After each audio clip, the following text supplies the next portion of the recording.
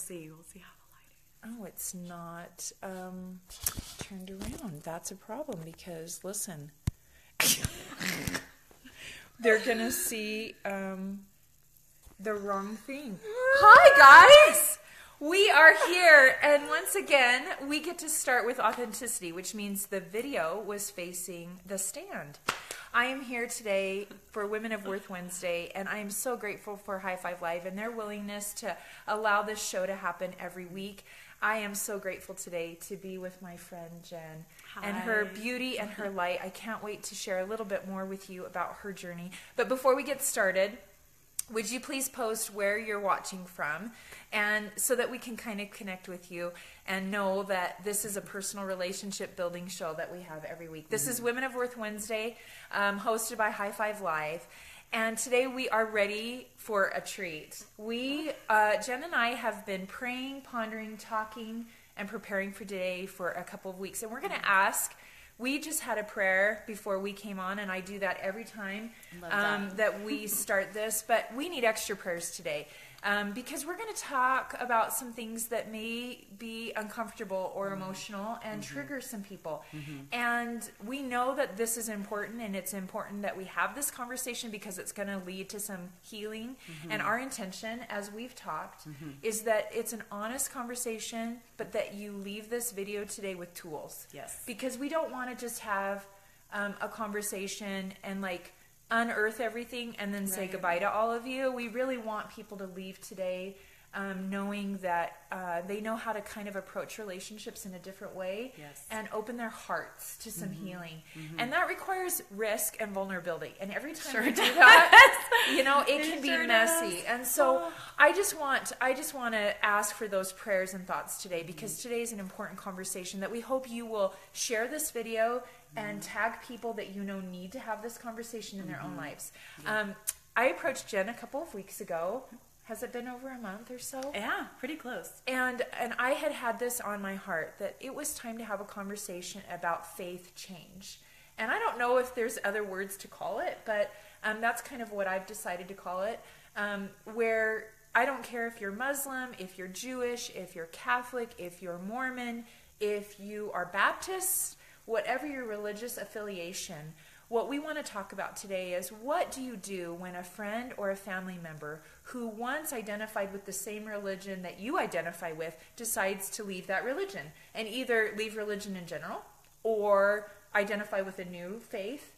And what happens in the relationship? And how do we maneuver kind of the uncomfortable phases that come up when someone makes a decision to leave? And I think on both sides. So we want to validate, but we also want to give tools. So before we kind of dig in deep, I want Jen to kind of share. She's a fabulous vocalist, and the way that we met, has it been a year? Yeah. So we were both invited to present at an event, and it was a corporate event. It wasn't a religious-based event, but the person that organized this event is faith-based, and she's bold and courageous. Yeah. Sheree Burton, if you're out there. Hi, Sheree! She brought us together. We love you! And honestly, then we started to realize how many times we almost met before that event. We have so many mutual friends. Yes, we really do. So many connections. Yes. So many times we could have met. That we didn't. I presented kind of the closing message, and then Jen really kept the closing message going with music, and she is brilliant at that.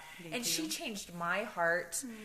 That room was amazing because it was a melting pot of sexual orientation, faith, ethnicity. I'm not saying that word. I'm a little jet lagged, by the way, so I think Where did you just get back from? I just got back from the Middle East, so I am very much into a multicultural mindset, but I keep saying my face is in the Middle East, my body's in Utah, so I'm a little jet lagged. And that experience was such a beautiful example to me of how much we have in the same.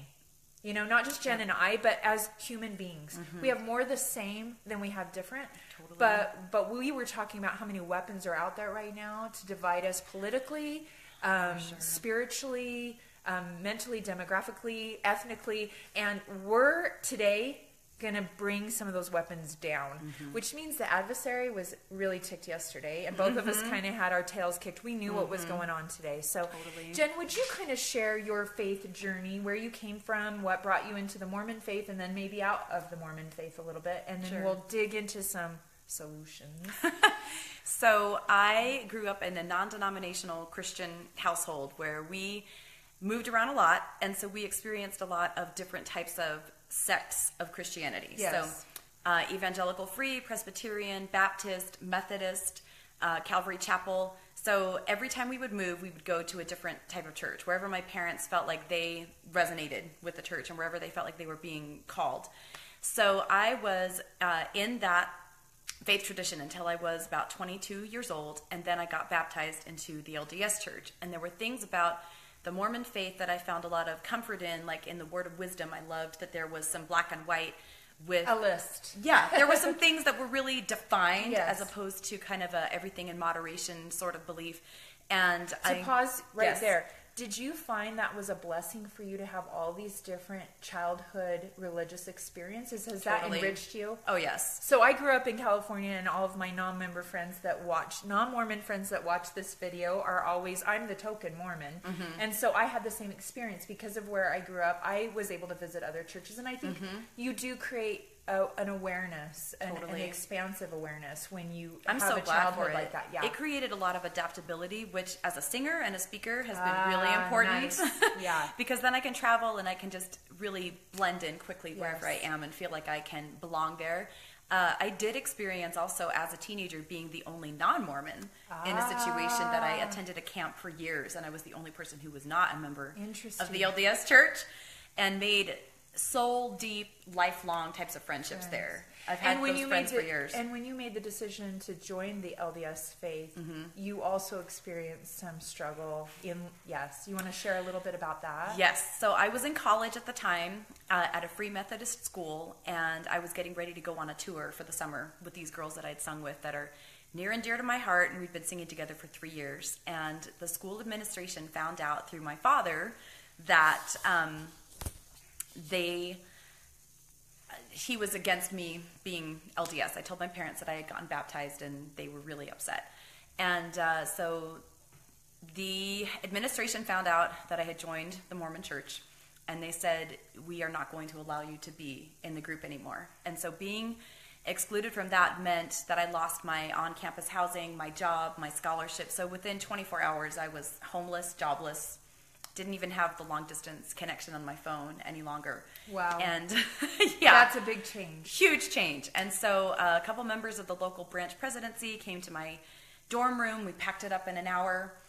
I moved out. I slept on an air mattress in the home of one of the branch presidency members. And then one of my best friends from camp messaged me and said, I bought you a plane ticket to Utah. Wow. We need to get you out of there. We need to have you be in a place where there is support.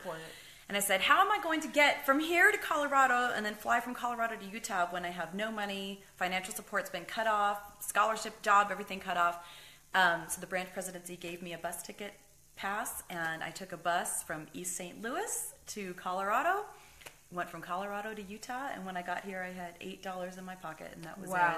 So I think that says a lot about who you are just as a strength, the fortitude within you at that age to make that big of a change. It was terrifying. Is terrifying. And I think it says a lot about your strength. It was beyond scary. I felt like I was kind of hurling myself off a cliff, or like Indiana Jones in The Last Crusade when he takes that walk out. Doesn't know that there's solid footing underneath him until he sprinkles the dust on the way back. It felt like that. I want to pick that theme back up. I feel like it probably revisited again later on. So then you join the church and you meet your husband. So I got married a year after getting baptized into the LDS church, into a very strong LDS family. Yeah. That had like 5 generations deep of pioneer heritage and the whole thing. And a few years into being married, I was married for 11 years, had 3 children. Beautiful children. Gorgeous kids. Yeah, I love my kids. And probably about 6 or 7 years into being married and being a married Mormon woman, I was really, really missing a lot of things from my Christian tradition, including the music. I love worship music, and I always kind of grew up in churches that had bands and had the praise Jesus kind of worship, and I really missed that. Yeah. I really missed it, and I was actively involved in the LDS community music-wise as well. I had performed on EFY and some other really big albums that were heard by people everywhere. I mean, Yeah. I had people writing to me from all over the world. Hi, I heard you on such and such. Yes. I saw this on YouTube or whatever. And so it was there this is a juxtaposition. big Mormon music they have their own music industry. Yes. Mm-hmm. Yep. But I think this is important to note that for those that are converting to any faith, right? Mm-hmm. When you leave whatever you came from, you're leaving your memories, your culture, your bond. So many things. And you felt in many ways this gap. I did. Of what you walked away from. And so you went to your husband at the time and said, these are my concerns and feelings. And at that point, you became a multi-faith. We did. Yes. I went to my husband, and I also went to the entire family and sat everybody down and said, this is how I'm feeling. I really want to go back to Christian church. Which is a tool. I hope people take that. I think that was really wise to say, we're going to have a conversation with the grandmas and the uncles and the aunts and the cousins. Yeah, because we did everything at once. Yeah, so at that one there, time. So that there wasn't any Texting. go-between. Yeah. Like, none of hey, that. did you hear Jen is like wanting to sing in the gospel church? Yeah. And blah, blah, blah, blah. I think that's a very proactive tool that people can... And I actually did a vision journal entry before that conversation with exactly how I wanted it to go. Oh, I love that. So I wrote it in the present tense. I wrote, we all are calmly having this conversation. Like I remember this now because I had forgotten that I did that. But I wrote down an entire journal entry as though it was happening in the present. Which I say, some people call that faith vision, vision boards and things like that. I agree. That's what it is. But to me, that is speaking in faith. That is saying... Oh, I was speaking faith over the whole thing. I was saying, speaking life over the conversation. Yes, you're like, in gratitude, this people. is going to go well. In gratitude, Heavenly Father, thank you for blessing God this conversation. I think that's a great takeaway. Because I didn't want there to be a doctrine bash. It wasn't about this is the wrongness of this and this is the rightness of this and we have to play the right and wrong game. It was with hope to keep relationships intact. Which is a key. Yes. Which is a thing and we're to going to honor visit. each other. And how did it go? It actually went exactly as I mapped out. I love that.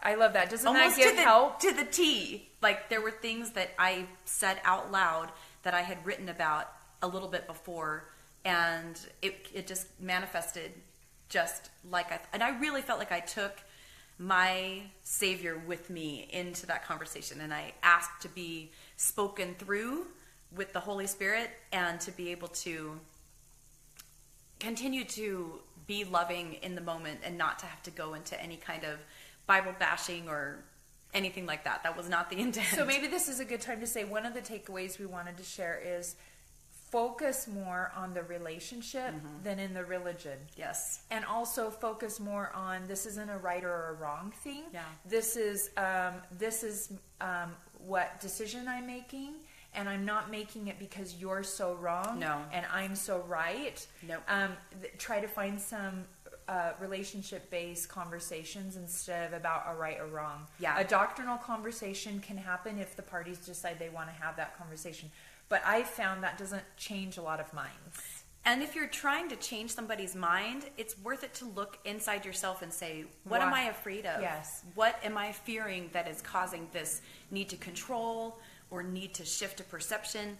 And oftentimes, I found that when people are really defensive, it's because they have fear underneath it. And they're wondering, like, if you choose not to believe, does it mean that I shouldn't either? Okay, we're going to pause. Can I just get an amen for that? Amen. Because that is the truth. And I don't know anyone in any religion that is like, okay, I'm 100% cool with my faith. Yeah. Brene Brown gave a recent address in her church, the Episcopalian church. And she said, if I was to discuss, like, if I was in a conversation about my relationship with God, we're healthy, we're dating, we're in love, we're madly in love. But if you want to have a conversation with a therapist about my relationship with the church, that's complicated. It is right? complicated. It is complicated. And so because you've got a lot of humans with human limitations. Yes. And religions are always evolving, and people and how they live their faith is evolving. I mean, I just literally traveled to the Middle East, and I saw evidences of all variations of how someone would externally dress as a Muslim, right? Yeah. And I kept asking, because I asked questions, and I kept asking, like, well, why is that woman deciding to cover her face versus that woman not? And I couldn't get a real clear answer, because really, everyone was in their own faith journey. It's also personal. Yes. And the reasons that somebody chooses to either continue on in a faith or to leave a faith a lot of the times it doesn't even have to do with a doctrinal thing as much as it does with experiences. Okay. And that's, we want to validate that, because there are people on both sides within the Mormon church, the Catholic church, that have maybe experienced pain. Oh, sure. Or their faith questions or faith crisis has led them to a place where, can you share that what it's like to make that decision? And that we were talking off air about it's not some like, oh, I think I'll go to McDonald's today, or I think I'll go get pizza today, right? It's not a flippant choice. Yes. I mean, even when I chose to become a Mormon, it was a 9-year process. Wow. Of investigating. I took the missionary discussions 3 times. Love it. It was a long process. She's a thinker. She's I am a thinker. Faith, passionate thinker. Which is why we love each other, exactly. Right? So it was a long process to go in, and it was about the same amount of time to come out. Interesting. It was about an equal amount of time spent journeying in and journeying out. Share with our viewers what you shared with me, that sometimes people are doing in the background when they've kind of come to that decision. They've probably done what to make that decision? Oh, lots of journaling, meditating, prayer, research.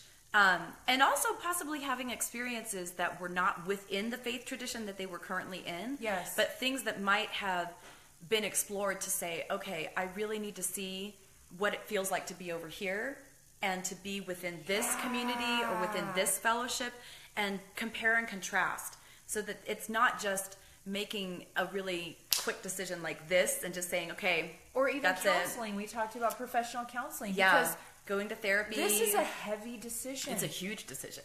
It's a life-changing decision. Yeah, I mean, if you are of the Jewish faith, so much of your family traditions are around your faith. Yeah. Mormons, there are so many family gatherings that are around certain ordinances, blessings, baptisms, mission farewells, weddings, right? Yeah, totally. I think there is an understanding sometimes that, like, you know, okay, you just decided this because you got offended. You were mentioning that, right? And that doesn't validate what people are really experiencing. No. People are complex, and so if they're making a decision that they know is going to affect their tradition and their family gatherings, and sometimes people stay because of that decision. Exactly. They may be on the inside struggling, feeling like this does not feel light for me anymore. This doesn't resonate with me anymore, but they stay because of the family traditions. Well, and I've shared on past Women of Worth videos, that's why I think whatever faith you affiliate with, it has to be okay to ask questions within your faith. Yeah. If we're not asking questions on Sunday at church, then I don't know what we're doing. Because, I mean, it's nice to shower and put on a dress, but my family's always like, Mom, you look so awesome today. I'm like, oh, be quiet. Just because I got dressed today, right? Or dry shampoo. Right. If we're not showing up to say, this is my faith question, and can we get a little more comfortable around that? Yeah. So that people feel like they have a place to explore that. It should be in our churches. Yeah. Whatever the church is, right? Yeah. And we were talking about this. There's not a formal LDS ostracizing campaign, right? Right. But I think this conversation we're having doesn't happen very often. No. And it doesn't happen on a public forum. No. So when a family all of a sudden has this happening within their families, right? I know there are other religions that there are literally teachings of banishment. Like, you've walked away from our faith, you are now dead to us. And I'm grateful that that's not taught from the pulpits of my church, but that doesn't mean, culturally speaking, we don't show up that way sometimes. Yeah. I've had family members and friends leave the LDS faith. I tend to be a person that wants to keep a relationship over anything else. But I was sharing with Jen that I feel like on some of those relationships, and I'm going to get emotional, probably because I'm jet lagged, but because this is an important conversation, that I missed a window to have a conversation with these people that I love. I feel like I did specific things to make sure they knew I loved them over anything else, but I didn't have a conversation with them about maybe some of their questions in their journey. And if they're watching today, I hope they know I'm always willing to have that conversation. So what would you say about that? Because sometimes I feel like some of the doors have closed. Like now it's the new normal is they're not in the Mormon faith anymore, and their lifestyle looks different than it used to, and we're all okay with that now. But now we didn't have a conversation. So what would you say about how can you show up for someone that is choosing to leave the LDS faith in a way that shows love, but also how to have some of those conversations? What would you advise? I'd say that something that's really important, that if you want to have a conversation with somebody, go internal first and check into your own energy and to your Do it. Yay! Okay, there we go. We're like giving all the love to the technology exactly. today. If you're wanting to have a conversation with a person, then ask yourself why. Like, what's my intention behind doing this? And there is something that I absolutely love that's a conversation between Marianne Williamson and Oprah Winfrey that was on Super Soul Sunday. Yes, it's love. 4 minutes long about forgiveness. And it talks about alchemy and how if you pray for somebody else's happiness, then either they will change or you won't care and alchemy will occur. And I love that. Did you hear that? It's an incredible little step. I go back over and over again. Yes. And something that Marianne Williamson says that is a quote from the Course of Miracles. Which is a fabulous course. Which is an amazing, amazing book. Is that everything is held in promise for you by the Holy Spirit until you're ready to receive it. So if there are amends that you feel get to happen, it's going to be held in promise until you're ready to receive it. And so if we're willing to open ourselves up without having to make another person wrong, bad, ashamed, anything else, but to say, I really have a desire within me to make amends in this situation for what I didn't do before or for what I didn't feel comfortable doing before. I think it's more of an internal and then external process than it is they have to respond a certain way for me to feel okay. And if we approach it that way, then the relationship may not necessarily change, but our experience of the person will change. Right. And the energy around the situation will change. And you were sharing, that is so beautiful. So I hope that this video literally becomes that invitation. Like you could literally send this video today to someone that you want to have that conversation with and say, I watched this today. I want to have a conversation. I'm afraid that I didn't say something that made you feel like you weren't as important to me that you really are. You shared with me that members of your ward, your LDS ward, that have reached out since you've left the LDS faith. What works, what doesn't work?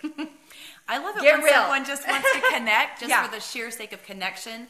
Not because it's just about, hey, I haven't seen you in a while, so I wanted to invite you to this thing. This church thing. To this church, yes, because it's always a church thing I'm getting invited to. It's not just like... hang out. Yeah, Dinner. when it's hang out, I'm like, yes, because there are people that I do really miss. There are people that I've thought about visiting the ward again just so I could see them. Well, listen, if you choose to if you choose to leave a faith community, you are changing who you sit by, hopefully on a Sunday. Yeah. That's a predetermined chance to see someone in the hallway. And then all of a sudden, you're not seeing those people, not because you don't care about them and you didn't have things You're just in not common. on the radar You're anymore. just not. The schedules are not the same. I mean, Right. church allows you to have scheduled visits, right? It does. And it does. so you do feel a sense of loneliness, right? Or maybe you don't show up at... I know for us, in our family, some extended family members, when that process at the beginning was happening, they kind of pulled away. They weren't sure they were comfortable in family gatherings. Well, it's like, how do you relate anymore? Yes, and what do you if you're talk on about? your own journey where you feel like you're sort of falling down a hole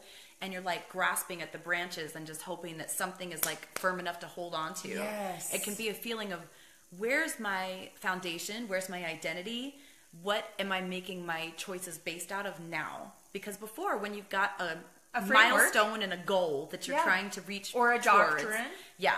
When there's like certain steps that you're like, okay, I've now made this choice and then I'm going to raise my kids to hit these different milestones based on their ages or whatever they're going through. When all of that's gone and you're running a train down a track That's not so clearly defined. that's not defined, and you're asking yourself, do we still get to be together as a family for eternity, even though I've made this decision? What's that going to look like? And I've gone through a divorce too. So do the kids go with this person? Do they go, you can't really even answer these things. There's not defined answers. I think that's important because we've promised to be a little more real and uncomfortable today. And I think the truth is, especially within the Mormon faith, but I just had a conversation with a Muslim woman. They believe in a judgment day. They believe in a doctrine. I know Jewish faith, Catholic faith. Most faiths have days of reckoning. Right, days of reckoning, judgment, and if you're a Jewish mama or a Baptist mama or a Catholic mama and you've raised your children that way, it's because you believe at some level something about that faith that you find value in, and then that child says one day to you, I don't want to be Jewish, I want to be Mormon now, or I want to be Catholic now. There's a part of that feels like rejection. It can. And I had the fear with my kids because they were still pretty actively going to LDS church with their father, and that they would be rejecting me. Right. And so I thought that could go both ways. So we had a conversation. What was that conversation? I just sat down with them and I said, I love you, you matter to me, and we don't have to believe the same thing. To still love each other. Yeah. Right? Yes. And this is the other unique thing. Many of you are watching from all over the world. Jen is going through this journey in a predominantly LDS community, and we were talking about that. And my kids go to an LDS private school. And an LDS private school. I live walking distance from a temple. Yes. So I'm just right in the heart. I mean, right on the heart of the it. frying pan Yeah. while this is happening. And I think if you live in another community in another part of the world that is predominantly fill in the gap anything, and you chose to leave that faith but not move out of that community, Yeah. And it's being a single it's more mom complicated. who works and, sings and speaks and all of those kinds of things. Within an LDS community. I have felt extremely unique, somewhat isolated, because I don't really know anybody that does everything that I do. Yes. I know some people that might coach or some people that might perform or things like that, but I don't know people that do it all.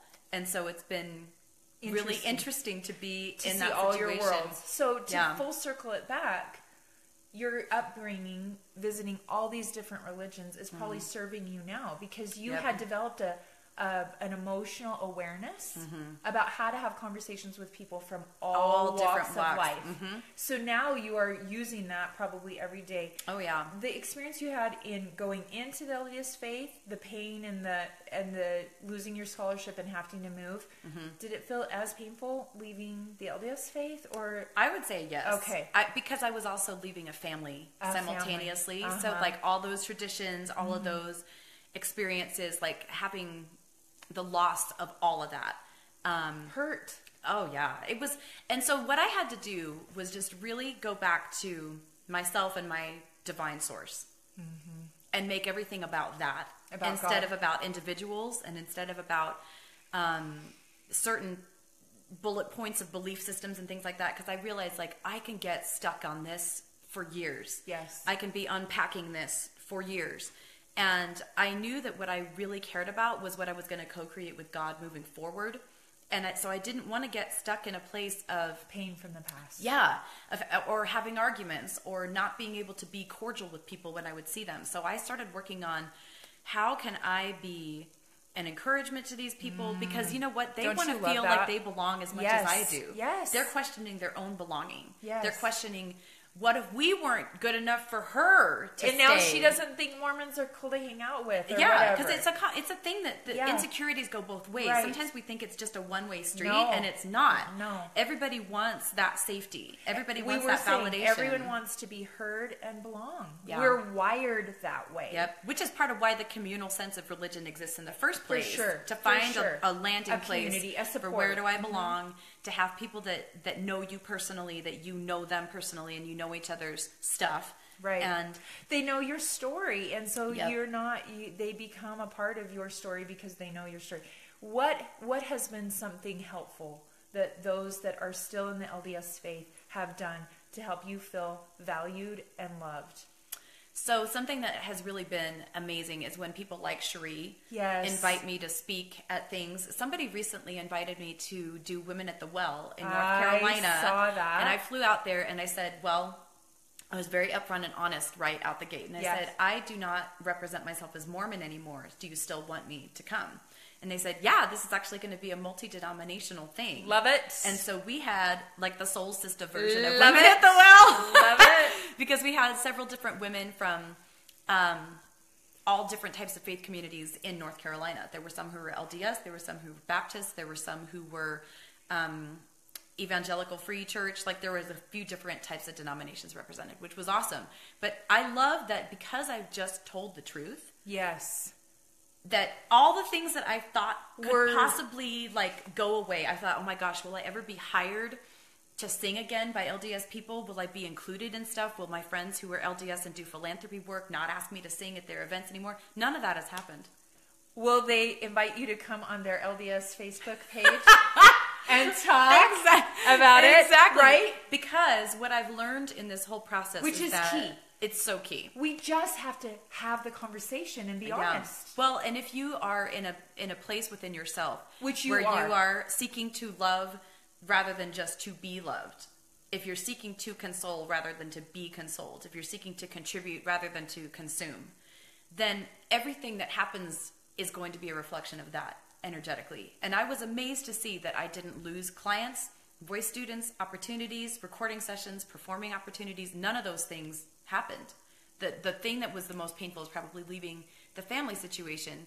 But then that would have been painful regardless of a faith issue, right? Completely, yeah.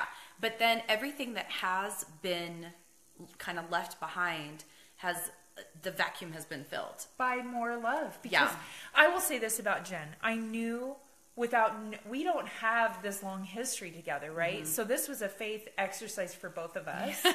Yes, it was. But we are so in sync. Like literally every step of the way I could feel us both being prepared. Mm-hmm. And that's what I knew. I think Jen sees in me my desire to live in that light. Mm-hmm. And my feeling from her from the beginning was I could see that in her. Mm-hmm. And a mutual respect. Yeah. Right? Yes. I think both of us identify as women of faith. Yes. And we both have found ways, in small ways and big ways, to support that faith. Mm-hmm. At times where I needed Jen on a day that I wasn't feeling so great about myself. And I've found that as I've sent out like songs that encourage me, things like that, because music is a huge part of my prayer language. Your love language. It's my love language for sure. And there are times that I've heard something and I've gone, oh my gosh, the following 75 friends need to hear this song, and I'll send it out to everybody. Yes. And it's a way to still be able to be connected with each other and to find commonality. But if I am feeling discouraged, if I find 5 or 10 people to send an encouraging note to, it's so interesting to see. It re-engages you. It re-engages, but they also will say, I needed this. How did you know that I needed this? And so I'm using more intuition and awareness and empathy than fear.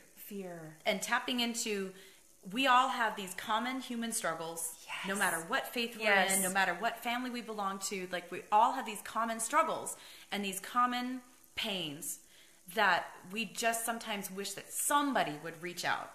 And there are lots of people that are even in a really strong faith-based community who are not being acknowledged because maybe they just don't share. Yes. Or they're just terrified, or they're like, please, I don't want anybody to know this. But on the inside, they're like, oh my gosh, I wish somebody would reach out to me. Yes. And if you're in the question and in the prayer of how can I be a source of light, even in my own darkness. Representing God, representing love. Yes. And unity and tolerance. And I admit, too, I have a couple friends who I get to vent to safely. You need to have that, right? That it's not a public conversation. Yes. You're not, it's just something you're not shaming all Mormons, but you know that's your safe person to say, I need to process this in an ugly way. I need an out loud person to be able to process this. I was hurt today, or I was offended by something, because we're human, right? Mm-hmm. And I think that's key, that have that trusted to people that you can say, you're my truth person, and so you're going to honor this, and we get to have a different conversation. That may not be the conversation to have with grandma. Right. And there are some things that I don't put out on my wall and make a public thing, because I realize that if I'm having the question, most likely a lot of other people are having the question too. Yes. But just necessarily just kind of like invite. It's like it doesn't always serve. Yeah. So rather than like looking at the right and wrong aspects of something, I go into light and heavy. I love that. And that's if a something good feels check-in. heavy, Right. that's a really good tool. Yeah, if something feels heavy, if it makes my stomach kind of drop and makes me kind of like feel really low energy or drained, change directions. Well, I'll first ask the question, whose is this? And I'm not looking for an answer with a person. I'm just checking in, is this mine or somebody else's? Because if it's not yours, you don't get to control it. No. And most of the time, a huge amount of the time, especially if you're an empathic and intuitive person, there's a lot of stuff that's not yours. Yeah. You're just picking up on it. Yeah, you walk into Costco. Walmart. Man, right? Which we run into each other all the time. Yes, we do. Right? Which every time I do, I'm like, oh, good, I need a light right here in the middle of Walmart because I'm feeling the heaviness of that experience. Right? Yeah. Well, and I think we've gone longer than we normally do today, and that's because I feel like this conversation is crucial, and I honor Jen and her journey and her work that she's done to kind of bring some of this wisdom, because when you're unpacking it, like you said, it's complicated, it's messy. Be patient with yourself. Yes. Validate that you have these feelings as a mama or as an aunt, that you don't quite know what to do. If you're the one that's struggling with some faith questions, honor that struggle inside. And I would just say, listen, I just literally was in a mosque, okay? As a Mormon woman, listening to a beautiful Muslim teacher. And there were so many times, if I could have said it, I would have said, me too, me too, me too. As she described her faith, I wanted to shout from the rooftops, me too, me too. And at the end, it was so painful because of the area of the world I was in, I couldn't, right? But I think that's the closing thought I would like to share, is that there's so much that is the same. There's so much that is me too, me too, me too. And right? You're just not alone. You're not. You're not alone and ever. If we can lead out with love, and that we can also find common ground. And relationship over religion. Relationship over religion. Because it's the relationship that matters. That's what you're usually afraid of losing. Yes. If somebody feels like they're side. going a different direction, it's like, oh, are we still going to have a relationship? Yes. Do we still get to have a friendship? Do we still get to see each other? And I think we're more afraid of that than we are even... is the religion right or wrong? Yes. Because if you care about somebody and you love them and your thought is like, oh my goodness, will this person be able to go to the weddings and will they be able to go and in my faith, to the different things that we all care about? Yes, and in my faith, the people matter. So in my faith, it doesn't always look like that, right? But as President Monson used to always say, make a person to be loved more important than a problem to be solved. Yes. Stop assuming that this is a problem that has to be solved and realize that at the end of the day, it's a person to be loved first and foremost. Where can people find you? If you want more Jen Light, which, listen, if we might have you back on just to sing, because we have High Five Live has musical firesides. Oh, cool! And amazing. Marge may be doing one soon, and we have Marge, right? So where can people find you and your light and love and connect with you after this video's over? So I am kind of unique in that I don't really have a YouTube channel and things like that. Kind of love that you don't, by the way. I don't. I mean, right? people are Because always everybody like, does have one, right? there are people that have put songs I've recorded on YouTube. Right. I haven't really done any of that myself. She's worked with major artists. I have. So is Facebook the best way to find? Facebook's the best way. Jennifer Nicole Marco. Okay. If you want to add me or follow me or whatever, I try to really put a lot of things on my wall that are uplifting and empowering, and hopefully will be an encouragement to whoever you are, and you're honest, wherever you're at. You're authentic. I do love that about your posts. I think we try to share that in common in how we lead out in our posts. Yeah. I'm not just trying to show like the highlight reel. No, because sometimes stuff is messy. Sometimes things are like yuck. Yeah, I went through an injury not too long ago, so I had to take some time off from the gym, which was, I learned a lot of stuff about chronic pain during that period of time. That was like, wow. I had some times laying on an ice pack on the floor. Surrender. Total surrender. And there's moments in that within everybody's faith. Or somebody may choose not to have a faith affiliation at all. Yeah, sometimes you leave a faith and say, I don't think there's a God. Yeah, anymore. Totally. Yeah. And you can have those moments where you're just going, okay, is this really what it's all about? Yes. And what am I doing? How do I move forward? What's my purpose? And I think anybody, no matter who they are or what they affiliate with, is asking those questions. Everyone is. That's a human question. It's a common question. And so if we can be in that frequency of knowing that there is commonality. Yes. And that and be more united than divisive. Yes. What's the point of the division? Listen, that's why I hug everyone, and I was just in an area of the world where I could have been put in jail for that, but it's because I think no one's over an abundance of love and connection. We're all kind of lacking. Well, no man's an island, right? For sure. Which is why we all want to be on social media, because we're like, For somebody connect with me. For sure. And do you know what? If you visit her page, you will catch her singing, and I think that's one of the universal languages. For regardless, sure. It crosses religious bounds and ethnic boundaries. And I love where music is taking me. Music is a uniting force. It so is, and there's so much good music that's out there that can be such a source of encouragement. Yes, that isn't afraid to say there are times when life is just really, really challenging. Yes, and yet there is hope. And if there's anything that has kept me going, it is hope beyond what any human could necessarily provide. It was really returning all the stuff to sender that didn't serve, and really just sitting and asking God, how do you see me? What do you want for me? What would you have me do that's in alignment in my own personal life? And maybe nobody else understands it. But if you're in alignment, you'll know that you're in alignment, because you'll just feel that lightness and that resonance. And if God is for you, nobody can stand against you. Love it. Thank you. Thank you, my sister, for being so brave and doing the work and helping inspire others. And thank you for those that stuck with us. It was a longer video today, but we felt like it was worth the conversation, because this is a complicated one. There's no easy, simple answers. No. We're not trying to tie a bow on something that is often difficult, but we're also trying to show that there's hope. There's a way to maneuver through these conversations. There's a way to have faith changes happen within your family and your friend groups and still maintain loving relationships. And we hope and pray that this video will be used for that. Please share it today and join us next week for another Women of Worth Wednesday. Thank you.